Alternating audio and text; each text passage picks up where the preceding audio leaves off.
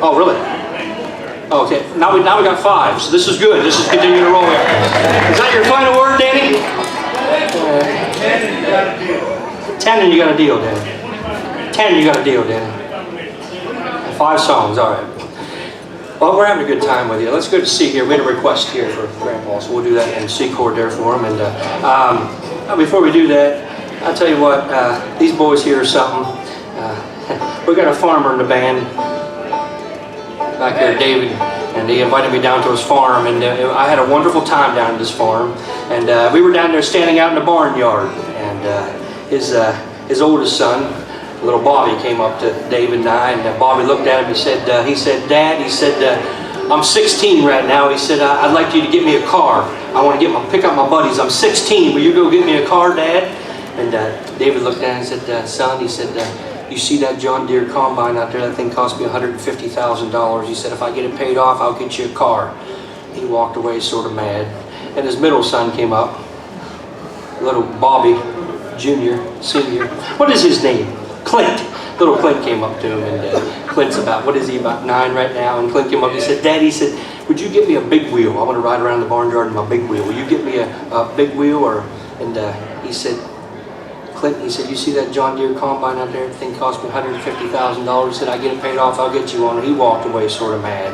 And then his real younger son, little Teddy, he's a cute boy, I tell you that. Little Teddy came up, I'll never forget it. He said, "Daddy, I want just one of them little scooters. I just want a little scooter so I can go around the barnyard. Will you get me a scooter, Dad?" He looked down, he said, "Teddy, honey, you see that John Deere combine? That thing cost me $150,000. He said, I get it paid off, I'll get you a little scooter." Well, Teddy, he was mad.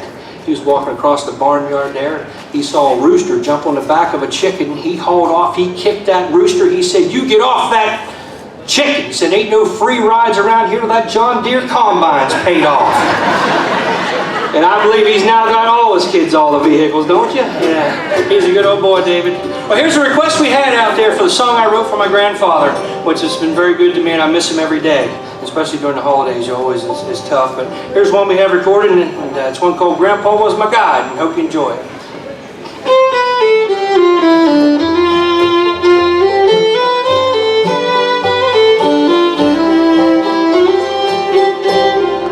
Grandpa meant the world to me. It wasn't hard to see. He gave the shirt off his back and the shoes off his feet. We spend each day together. I learned so much from him. He taught me right from wrong, how to lose and how to win. And now he's gone to a better place, a place with no sickness or pain. He lived a great life. You couldn't find a better guy. I was so lucky to have Grandpa as my guide.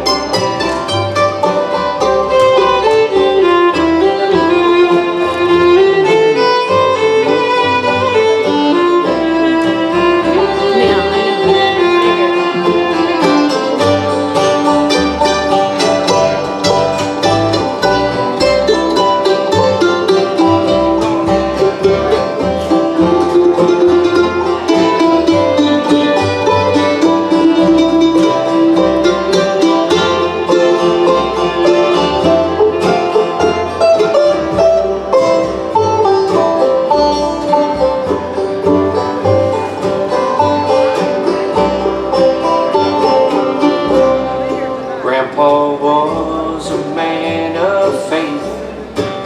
It was written on his face. No matter what we did, we'd always give God praise. He said, no matter where you go, no matter what you do, always know that I'll be up there, and I'll be there for you. And now he's gone to a better place, a place with no sickness or pain. He lived a great life, you couldn't find a better guy. I was so lucky to have Grandpa as my guide. I was so lucky to have Grandpa as my guide.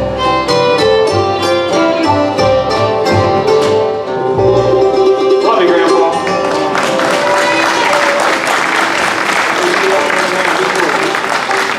Thank you so much. Thanks for the request for that. And you can see my grandfather's picture on the CD over there. And he was alive to be able to see that. So love that man a whole lot. How about it for our mandolin player? How about he comes up and sings you a song here and does a little song on this one right here? You all right with that, David? Yeah, we'll do that. You got it in you to do it? Have you had a good weekend? You were here. Yeah, I came down 3 weeks early because I rode on the bus before. I know how that ride goes. Oh, by the way, we come down through Alabama here a couple weeks ago. Got on a little 2-lane road. And, you know, couldn't go real fast. I think the top speed was 40, 45. That was probably pushing it. I saw this sign that says, stop ahead for the world's largest parakeet. Went down the road a little farther, and there, about 30 miles an hour, it started slowing down. It said, stop ahead for the world's largest parakeet. So, slowed down to about 15 and 20 in town, I pulled over. Went in this little place, about like that shack back there. $2. I said, what will this parakeet do with being a big fat parakeet? He says, it talks. I said, it talks? I've never heard such in my life. He said, it does. So I gave the man $2 and I went behind the wall. And I said, what does the parakeet says? He says, kitty, kitty, kitty, kitty, kitty. That's the story right there. Hey, come here, David. You'll have to see it to believe it. Say that last line again. I swear everyone will laugh. You didn't hear that? No, say it again. No, they won't laugh. Say, hey, they're used to big parakeets. Now the parakeet said, hey, kitty, kitty, kitty, kitty. They're the big parakeet. I've never seen nothing like that. Well, impress him with your song right here you got. We're going to move a little bit on this one. You ready, boys? Let's go in there, please. Good luck to you. Can you get in there, please?